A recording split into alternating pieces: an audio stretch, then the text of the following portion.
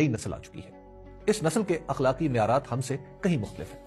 قول و فعل کا تضاد ہمارے بے شمار پیمانوں میں سے ایک ہوا کرتا تھا۔ ہمارا ہر پیمانہ لمحاتی ہوا کرتا تھا۔ فلمی انداز میں چور نے نماز پڑھنا شروع کی تو ہم اس کی مدح کرنے لگے۔ قول و فعل کے تضاد میں مبتلا کسی شخص نے مروت دکھا دی تو خوش ہو گئے۔ جنرل ضیاء الحق جیسے بے رحم عامر کی بھی ہم توصیف کرتے رہے کہ وہ اپنی ذاتی زندگی میں عجز و انکسار کا پیکر ہے۔ نئی نسل نے اس طرح کے سبھی پیمانے ایک طرف رکھ دیے ہیں۔ ان کے نزدیک وہی بڑا ہے جو اپنے کہے پر عمل کر کے دکھلاتا ہے۔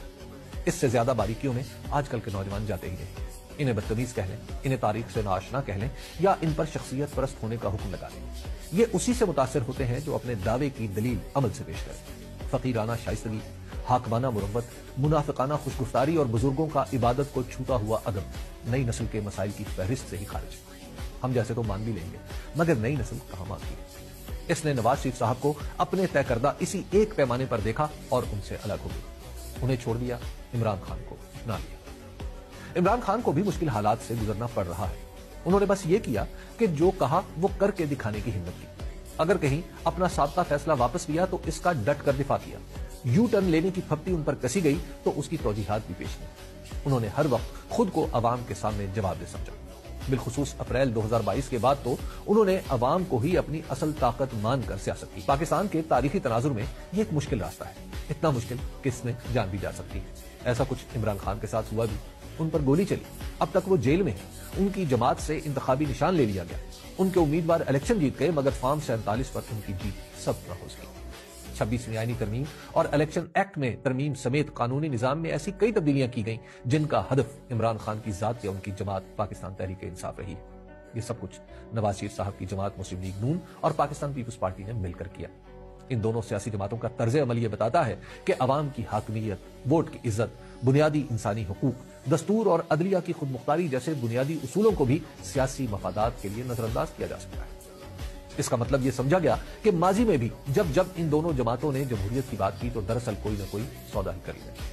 ان کے برعکس عمران خان ایسا کرتے دکھائی نہیں دے رہے۔ اگلے روز مجھے تحریک انصاف اور دیگر سیاسی جماعتوں کے درمیان اتحاد کرانے کی کوششوں میں شامل ایک سیاستدان بتا رہے تھے کہ یہ اتحاد بغیر کسی پوشیدہ ایجنڈے کے صرف اصولوں پر بنایا جا رہا ہے کیونکہ عمران خان حکومت لینے کی بات ہی نہیں کرنا چاہتے۔ نواز شریف نے حکومت لے کر اپنے مقدمات ختم کرا دیے۔ عمران خان اپنے مقدمات عدالتوں پر چھوڑ کر اصولوں پر کھڑے ہونے کی بات کر رہے ہیں۔ عمران خان کی سیاست اور پاکستان کی روایتی سیاست میں یہی فرق ہے جو واضح ہوتا چلا جا رہا ہے۔ نواز شریف یہ نظر انداز کر بیٹھے کہ پرانی سیاست میری خوار ہو چکی ہے۔ انہوں نے اپنے آزمودہ طریقے سے حکومت حاصل کی اور بہت کچھ کھو بیٹھے۔ عمران خان نے دستور کو اصول بنایا اور سبھی کچھ ان کی جھولی میں آ گیا۔ تاریخی طور پر کسی بھی ملک کی سیاست جب کروٹ لیتی ہے تو یہ عمل عوام کے لیے کافی تکلیف دہ ہوتا ہے۔ ایک طرف وہ قوتیں ہوتی ہیں جو حکمرانی کو اپنا حق سمجھتی ہیں اور دوسری طرف ریاست کی تشکیل نو کا مطالبہ کرنے والی نئی طاقت۔ اس کشمکش میں وہی ہوتا ہے جو اس وقت پاکستان میں ہو رہا ہے۔ انتخابی طریقہ کار کی پختگی سے پہلے یہ معاملات جنگ و جدل سے نمٹائے جاتے تھے۔ بڑے پیمانے پر انتخابات کا طریقہ مروج ہو گیا تو پھر ہر معین مدت کے بعد انتخاب ہی نئی پرانی قوتوں کے درمیان فیصلہ کن ہوتا رہا۔ عمران خان اسی راستے پر چلے اور 2024 کے الیکشن میں ثابت ہو گیا کہ نواز شریف اور آصف علی زرداری کی قیادت نئے زمانے کے لیے نہیں۔ ان کا انداز سیاست بدلا ہے، نہ انہیں تاریخ کا فہم ہے۔ نواز شریف کی چھتری تلے عہد قدیم کے سبھی عناصر اکٹھے ہو گئے اور عمران خان کی پیروی میں لوگ اس راستے پر چل پڑے جو قانون کی حکمرانی اور جمہوریت کی طرف جاتا ہے۔ نواز شریف 2024 کے الیکشن کے نتیجے میں 1980 میں جا کھڑے ہوئے جب انہیں پنجاب کی وزارت خزانہ عطا ہوئی تھی۔ نواز شریف ماضی کی طرف چل نکلے، عمران خان مستقبل کے مسافر۔ تاریخ یہ بتاتی ہے کہ ماضی اور مستقبل کی لڑائی میں جیت صرف مستقبل کی ہوتی ہے۔ شکریہ۔